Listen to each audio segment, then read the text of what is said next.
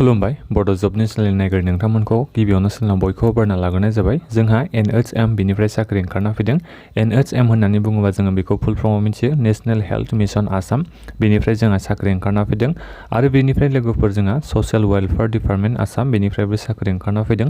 दा बेनिखायनो नोंथांमोना भिडिअखौ जोबजासिम नाय, आं साख्रिनि बागै डिटेल्सै खोन्थाहरगोन, जेरै नोंथांमोननि फरायनाया मा बेसेबां जानांगोन आरो बेजों लोगोसे साख्रिनि नामा मा दङ, सेलारिखौ बेसेबां मोननो हागोन, बेफोरनि डिटेल्सखौ मिथिनो थाखाय नोंथांमोना भिडिअखौ जोबजासिम नाय। आरो लोगोफोर नोंथांमोना सोरबाफोर चेनेलाव गोदानै फैदोंबा जाहाथे नोंथांमोना बेबायदिनो साख्रिनि आपडेटखौ मोनबाय थानो लुबैयोबा चेनेलखौ बयबो गिबियावनो साबस्क्राइब खालामना लाग्रो। लोगोफोर जोंहा बे एडभार्टाइजमेन्टआ 7 नभेम्बराव ओंखारना फैदों। बे NHMनि साख्रिनि एडभार्टाइजमेन्ट बेयो लोगोफोर। दा बे साख्रिखौ नोंथांमोना अनलाइन एप्लाइ खालामनो हागोन। दा आं साख्रि नामफोरखौ फारि फारि खोन्थालांनि। फार्स्ट साख्रिनि नामा दङ जोंहा बेहाय प्रजेक्ट इन्जिनियार सिभिल। बे साख्रिनि थाखाय जोंहा रिक्रुटमेन्टआ ओंखारना फैदों लोगोफोर। दा बिनि थाखाय फरायनाया बेसेबां जानांगोन आं बेखौ नोंथांमोननो खोन्थानि। डिग्री थानाय जानांगोन नोंथांमोना सिभिल इन्जिनियारिंआव डिग्री थाबाबो जागोन, नङाबा नोंथांमोना नैबे AMIE बेहाय डिग्री थाबाबो नोंथांमोना जागोन होननानै बेहाय बुंदों। नाथायबा नोंथांमोननि बे पार्सेन्टेजआ बेसेबां जानांगोननो डिग्री इन सिभिल इन्जिनियारिंआव 60% मार्क्स थानाय जानांगोननो, अब्लासो नोंथांमोना एप्लाइ खालामनो हागोन बे प्रजेक्ट इन्जिनियारिंनि थाखाय। प्रजेक्ट इन्जिनियारनि थाखाय बे मिनिमाम 8 इयार्सनि नोंथांमोननि एक्सपिरियेन्स थानाय जानांगोन होननानै बे बुंदों। दा बिनि थाखाय बैसोआबो नोंथांमोननिया 62 इयार्सनिमा एप्लाइ खालामनो हागोन। बे जायफोर बिथांमोनहा एक्सपिरियेन्स दङ बिथांमोननि थाखायसो बे साख्रिया। आरो बेजों लोगोसे बिथांमोना इंलिश आरो एसामिसखौ लिरनो आरो रायलायनो रोंनाय जानांगोन होननानै बे बुंदों। साख्रिनि भेकेन्सिया बे सानैल' दङ। सेलारिखौ नोंथांमोना 36,000 मास मोनसेयाव मोननो हागोन।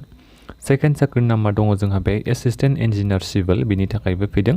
दा बिनि थाखायबो फरायनाया दहायनि गोजौनिजों सेम टु सेमानो लोगोफोर, नोंथांमोना नायनो हागोन डिग्री इन सिभिल इन्जिनियारिं नङाबा AMIE आव 60% मार्क्स थानाय जानांगोन मिनिमाम, खमथारानो। बिनिफ्राय बेहाय नोंथांमोना मेन्डेटरि प्रफिसियेन्सि CAD MS अफिस बेखौ नोंथांमोना मेन्डेटरि रोंनाय जानांगोन। बैसोआ नोंथांमोननिया 43 बोसोरसिमनिया एप्लाइ खालामजोबनो हागोन। गासै बेहाय साख्रिनि भेकेन्सिया 12 जनखौ लानाय जागोन ना। सेलारिखौ नोंथांमोना बे साख्रिनि थाखाय 27,500 मास मोनसेयाव मोननो हागोन। थार्ड नम्बर साख्रिनि नामा दङ जोंहा बेहाय जुनियर इन्जिनियार सिभिल। दा बे साख्रिखौ नोंथांमोना एप्लाइ खालामनो थाखाय फरायनाया डिप्ल'मा थानाय जानांगोन ना सिभिल इन्जिनियारिंआव, अब्लासो नोंथांमोना बेखौ एप्लाइ खालामनो हागोन। आरो पलिटेकनिक्सआव नोंथांमोना जुदि दङबा डिप्ल'मा लानाय दङबा पलिटेकनिक्सआव, अब्लाबो एप्लाइ खालामनो हागोन। नाथायबा नोंथांमोननि बे मार्क्सआ 60% मार्क्सनि बारा जानाय जानांगोन, अब्लासो एप्लाइ खालामनो हागोन। प्रिफारेन्स होनाय दङ जायफोर बिथांमोना हेल्थ सेक्टरनि एक्सपिरियेन्स दङ बिथांमोना बांसिन प्रिफारेन्सखौ होनाय जागोन बिथांमोननो। मेन्डेटरि प्रफिसियेन्सि नोंथांमोना at' CAD office MS office बेखौ नोंथांमोना मिथिनो रोंनाय जानांगोन। बैसोआ नोंथांमोननिया 43 बोसोरनिसिमा एप्लाइ खालामजोबनो हागोन। साख्रिनि भेकेन्सिया बे 3 दङ लोगोफोर। सेलारिखौ बेहाय नोंथांमोना 21,000 मोननो हागोन मास मोनसेयाव। बे जाहैबाय जोंहा थार्ड नम्बर साख्रिनिया। एबार दङ जोंहा फर्थ नाम्बाराव जुनियर इन्जिनियार इन्सट्रुमेन्टेसन, बिनि थाखाय फैदों। दा बिनि थाखाय नोंथांमोननि फरायनाया डिग्री एबा डिप्ल'माबाबो जागोन एबा डिग्रीबाबो जागोन। नोंथांमोना बाय'मेडिकेल नङाबा नोंथांमोना इन्सट्रुमेन्टेसनाव डिग्री थाबाबो जागोन एबा डिप्ल'मा थाबाबो जागोन होनना बे बुंदों। इलेक्ट्रिकेल इन्जिनियारिंआव जुदि नोंथांमोना डिग्री नङाबा डिप्ल'मा लानाय दंबाबो जागोन होनना बे बुंदों। आरो जायफोर बिथांमोना पलिटेकनिक लानाय बिथांमोनाबो एप्लाइ खालामनो हागोन बेखौ बुंदों। नाथायबा नोंथांमोननिया 60% मार्क्स थानाय जानांगोन बे फार्स्टआव डिग्रीआव एबा डिप्ल'मायाव नोंथांमोना 60% मार्क्स थानाय जानांगोन। 2 इयार्सनि एक्सपिरियेन्स थानाय जानांगोन, अब्लासो एप्लाइ खालामनो हागोन। बैसोआ बेहाय 43 बोसोरनिसिमा एप्लाइ खालामजोबनो हागोन।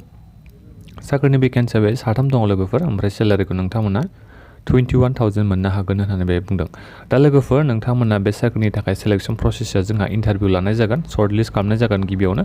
बिनि उनाव नोंथांमोनखौ इन्टारभिउनि थाखाय लेंहरनाय जागोन।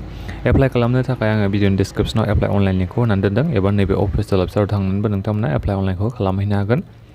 बे बुंदों last date of apply. Last डेटनि एप्लाइआ जोंहा नभेम्बरनि 20 तारिखआव जोबगोन।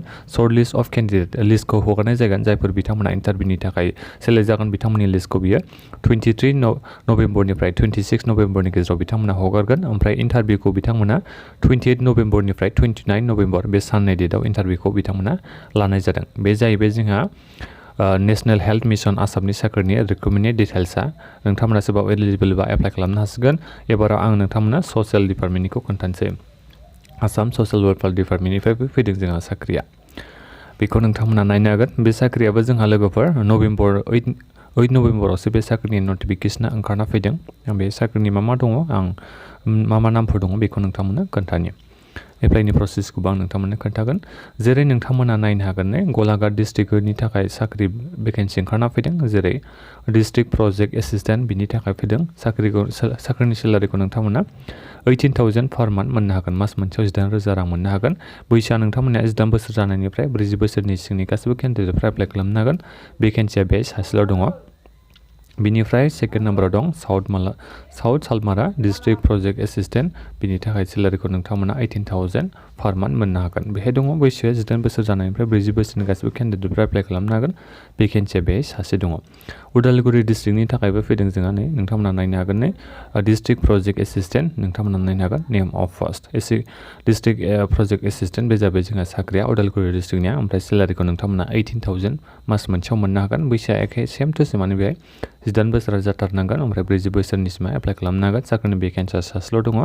तिनसुकिया डिस्ट्रिक्टनि थाखाय फैदों ब्लक प्रजेक्ट एसिस्टेन्ट सेलारिखौ नोंथांमोना 15,000 मोननो हागोन। बे साख्रिनि थाखाय मास मोनसेयाव 18 इयार्सनिफ्राय 40 इयार्सनि सिंनिया एप्लाइ खालामनो हागोन। साख्रिनि भेकेन्सिया बेहाय सानै दङ लोगोफोर। गलाघाट डिस्ट्रिक्टनि थाखाय फैदों ब्लक प्रजेक्ट एसिस्टेन्ट बे जाबाय साख्रिनि नामा। सेलारिखौ नोंथांमोना 15,000 मास मोनसेयाव मोननो हागोन। बेहाय बुंदों बैसोआ 18 बोसोरनिफ्राय 40 बोसोर। बेहाय दङ सानै साख्रिनि भेकेन्सिया। बे जाहैबाय जोंहा बे लोगोफोर भेकेन्सिनि डिटेल्सआ ससियेल वेलफेयारनिया आसामनिया। ओमफ्राय एजनि रिलेक्सेसन होनाय दं 5 इयार्सनि उपर एज लिमिट होनाय दं SC ST बिथांमोननि थाखाय। अब्ला जोंहा जोबोद मोजां बियो। एप्लाइ खालामनो थाखाय नोंथांमोना बहा थांनांगोन आं बेखौ नोंथांमोननो खोन्थानो। एप्लिकेसन मास्ट बि रिच। एप्लिकेसना बबे समाव सहैनांगोन ना नोंथांमोननिया 26 नभेम्बरनि सिगां एप्लिकेसन फर्मखौ साबमिट खालामनांगोन नोंथांमोना। दा बे एप्लिकेसन फर्मखौ बहा नोंथांमोना साबमिट खालामनांगोन आं बेखौ नोंथांमोननो खोन्थानि। नैबे नोंथांमोना गिबियाव नुदों जानांगौ नैबे एड्रेसखौ। नैबे गोजौआवबो होनाय दङ आं बेखौनो नोंथांमोननो खोन्थानोसै। बे एड्रेसाव नोंथांमोना हरनांगोन। पसान अभियान आसाम बे जाबाय जोंहा मा एड्रेस बेयो। नोंथांमोना बेखौ बे एड्रेसाव लिरनानै हरबानो जाबाय आरो। बे गुवाहाटीनि एड्रेस नोंथांमोना बे एड्रेसाव एप्लिकेसन फर्मखौ साबमिट खालामनांगोन। आं एप्लिकेसन फर्मनि लिंकखौ नोंथांमोना भिडिअ डिसक्रिपसनाव होनानै दोनदों। जुदि नोंथांमोना एप्लाइ खालामनो सानोबा एप्लाइ खालामनो हागोन। बिनियाबो जोंहा सेलेक्सन प्रसेसआ इन्टारभिउ लानाय जागोन लोगोफोर। दा बे एप्लाइ खालामनाय समाव मा डकुमेन्ट्स होनांगोन बेखौ बेहाय मोजाङै खोन्थादों। जेरै नोंथांमोननि भटार ID कार्ड, नोंनि employment exchange registration number certificate बेखौथ' नोंथांमोना होखानांगोनखा। बियो आसामनि गभर्नमेन्टनि साख्रि नालाय। बिनिफ्राय नोंनि गासैबो डकुमेन्ट्स आरो फरायनायनि बे जाहैबाय जोंहा डकुमेन्ट्सनि बेलायाव। दानिया आं नोंथांमोननो माबोरै एप्लाइ खालामनांगौ बेखौबो नोंथांमोननो खोन्थानि। आं भिडिअ डिसक्रिपसनाव लिंक होनानै दोनदों। नोंथांमोना चेक खालामबानो जाबाय। भिडिअ डिसक्रिपसनाव लिंक होनायाव फैनाय लोगो लोगो नोंथांमोना फार्स्टआव बड' जब निउसनि अफिसियेल वेबसाइट मोनगोन। बे नोंथांमोना थांबानो जाबाय। बेहाय थांखांनायनि उनाव नोंथांमोना बिथिं नुनो मोनगोन गाहायावनो जोंहा फार्स्टआवनो दङ नैबे NHM आसाम रिक्रुटमेन्ट। बेहाय थांबानो जाबाय नोंथांमोना बे NHMनि साख्रिखौ एप्लाइ खालामनो सानदोंमोन। जायफोर बिथांमोना ससियेल वेलफेयार रिक्रुटमेन्ट जुदि ससियेल वेलफेयार डिपार्टमेन्ट साख्रिखौ एप्लाइ खालामनो सानदोंबा नोंथांमोना सेकेन्ड नाम्बाराव थुनानै होबानो जाबाय। दा बेखिनियानोमोन। आसा खालामो नोंथांमोना सोरबाफोर इलिजिबोल बा एप्लाइ खालामगोन होननानै। माबाफोर सोंनांगौ दङबा भिडिअनि कमेन्ट बक्सआव कमेन्ट खालामदो। आरो बेबायदिनो नोंथांमोना साख्रिनि आपडेटखौ मोनबाय थानो हायो। बिनि थाखाय नोंथांमोना चेनेलखौ साबस्क्राइब खालामनानै बयबो लाबानो जाबाय। आरो नोंथांमोना भिडिअखौ लोगोफोरनो शेयार खालाम। गोजोन्थों।